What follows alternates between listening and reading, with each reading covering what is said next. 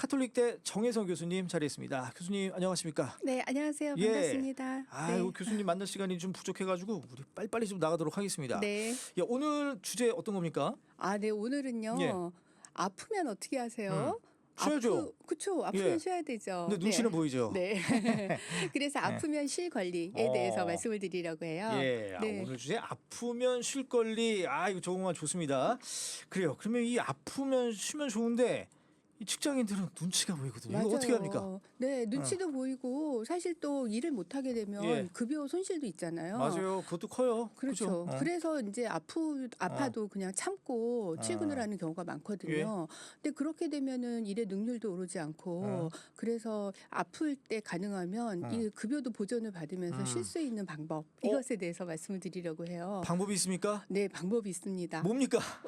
예. 궁금하시죠? 예. 예, 바로 상병수당 제도라는 게 있어요. 상병수당 이거 뭐 군에서 주는 거 아니었어요? 예? 네. 상병 병장 이런 거? 그런 느낌이 들죠. 예, 예. 근데 그 아플 때 병상에 있을 때 급여를 대신해주는 예, 그런 예. 수당을 얘기를 하는 것입니다. 그래요. 예, 저 이거 생소한 거니까 좀 자세히 좀 풀어서 설명해 주세요. 네. 예. 근데 우리가 직장에서 업무로 인해서 사고를 당하거나 예. 질병을 있거나 하면은 산재보험에서 그쵸. 네, 휴업급여를 70% 이상 지급을 해주거든요. 그런데 그냥 일반 질병으로 병원을 입원을 하거나 그러면은 보상이 되지 않아요. 예. 그러니까 그럴 때 가능하면은 이제 참고 그냥 회사에 이렇게 출근을 하는 경우가 맞아요. 많은데 예. 그러다 보면 병이 점점 더 악화가 되잖아요. 일의 효율도 안 늘잖아요. 그럼요. 그죠? 기업 입장에서도 맞아요. 안 좋고요. 그래서 이제 국가에서 이렇게 아플 때 치료에 집중할 수 있도록 급여를 보존해주는 제도가 바로 상병수당 제도입니다. 예, 예, 예. 좋은 제도이죠. 예. 네. 그러면 이거는 언제부터 이게 지금 시행 중인가요? 네, 지금 시범 사업이 시범적으로? 진행되고 예, 예. 있습니다. 이 얘기가 원래 이제 나오게 된 것은 코로나 때 나오게 되었어요. 네. 그러니까 코로나가 되면은 그때 뭐 일주일 동안 출근을 못 하고 집에서 쉬도록 했잖아요. 맞아요. 근데 그 급여가 일주일 일을 못 한 게 이제 큰 회사들은 유급 휴가를 주었는데 그죠. 돈 받으면서 쉬었죠. 그렇죠. 근데 일부러 또 아프려고 하는 사람들도 이제 간혹가다 있었어요. 예. 근데 이제 코로나 딱 이렇게 질병으로 판정이 받아서 나오지 못한 경우에 중소기업 같은 경우는 어렵죠. 본인이 원해서가 아니라 감염 때문에 못 나간 건데 예. 그것을 회사에서 보존을 해줄 수도 없고 그러니까 이때 이제 노사정이 이거를 좀 국가에서 보존을 해주면 좋겠다 이런 논의를 본격적으로 하기 시작을 했죠. 예. 그러면서 2022년부터 시범 사업을 이제 시작을 하게 된 거죠. 예, 그러니까 이 상병수당제도 이 산재보험을 보완하는 거 이렇게 좀 이해하면 되겠네요. 큰 그렇게 틀에서. 이해할 수 있는데 이제 그 질병으로 업무로 인해서 생긴 질병이나 사고는 산재에서 부담을 하지만 예. 개인 질병이기 때문에 이것은 건강보험에서 부담을 하고 있습니다. 예. 그러니까 원래 이제 국민건강보험법이 만들어질 때부터 상병수당이라는 게 법에 들어가 있었어요. 그래요. 그런데 그것이 거의 사문화되어서 실제로는 네. 집행이 안 되고 있었거든요. 근데 이제 코로나19를 겪으면서 예. 이게 정말 필요하다. 그래서 그렇게 묻혀있던 조항이 이제 나오게 된 거죠. 예. 그럼 이 상병수당 받으려면 어떻게 신청하면 됩니까? 근데 상병수당이 지금은 시범 사업을 하고 있기 때문에 모든 국민이 다 신청을 할 수 있는 게 아니에요. 예. 그 시범 사업을 하고 있는 그 지역에 근무하는 거기만 국한된 거예요? 네, 거기만 국한돼서 예. 거기에서만 하고 있고 이제 이 시범 사업이 좀 활성화가 되어서 전국적으로 되면 모든 그 직장인들이 혜택을 받을 수 있는데 예. 현재는 이제 시범 사업 하고 있는 그 지역의 근로자만 혜택을 받고 예. 그리고 또 그 기준이 있는데 소득 수준 50% 이하 그런 경우만 혜택을 받도록 돼 있어요. 예. 이게 다 기준이 있군요, 이게. 그렇죠. 그럼 네. 지금까지 상병수당 받은 분들이 한 몇 분 정도 되십니까? 상병수당이 이제 시범 사업을 진행한 기관 그 지역에서만 받았는데 예. 뭐 한 8천 명이 넘어요. 그래서 그래요? 8,336명 예. 이분들이 이제 지원을 받았는데 이거 시범 사업하면서 한 2년 정도 됐나요? 지금? 그 시범 사업이 이제 2022년부터 시작을 했어요. 그래서 2022년 7월에 예. 1년 단위로 1단계가 되었고 그다음에 2023년 그다음에 2024년 예. 그래서 이제 3단계가 되어서 올해 7월에 종료가 될 예정이고 올해 7월에 종료가 되면 그다음에 이제 전국적으로 확산을 하겠다 예. 이렇게 되었죠. 예. 그런데 작년 5월에 갑자기 보건복지부에서 이 전국적으로 확산하는 거를 25년이 아니라 27년으로 연기를 하겠다 예. 이렇게 발표를 한 상태예요.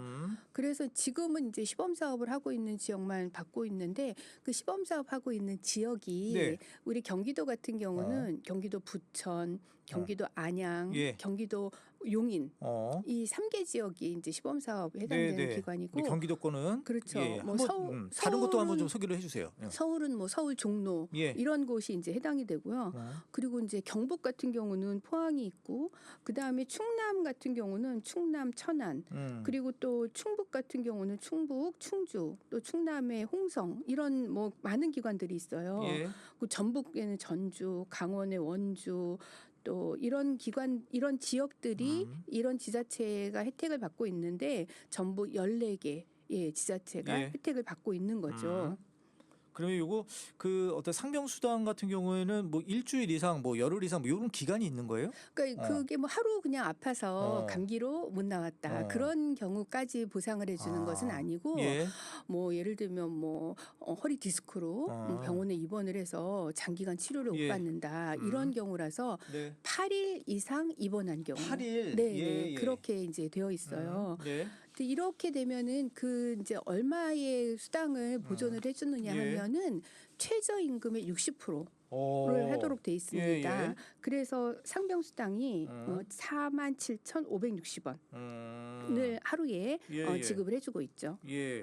그럼 요거 좀 상병 수당을 신청하신 분들이 가장 많이 걸린 질병이 뭡니까 이게? 가장 많이 걸린 질병을 조사해 보니까 바로 암이었어요. 암. 네. 예, 예. 암 정말 뜻하지 않게 직장인들에게 생길 수가 있잖아요. 예, 예. 근데 암으로 진단을 받은 것도 어. 정말 당황스러운데 예. 그 치료비가 엄청나잖아요. 예, 예. 그 일을 못 하게 되고요. 그래서 실제로 학습지 교사가 예. 유방암으로 진단을 받았거든요. 근데 학습지 교사 같은 경우는 일한 것만큼 급여가 나오잖아요. 그렇죠. 근데 일을 못 하게 됐어요. 그렇게 되면은 그 급여를 보존할 수가 없는데 예. 바로 이 상병수당을 활용을 해서 그 입원비, 진료비를 지원을 받을 수 있게 됐고요. 예. 또 두 번째로 많은 질병이 바로 근골격계 질환이었어요. 예.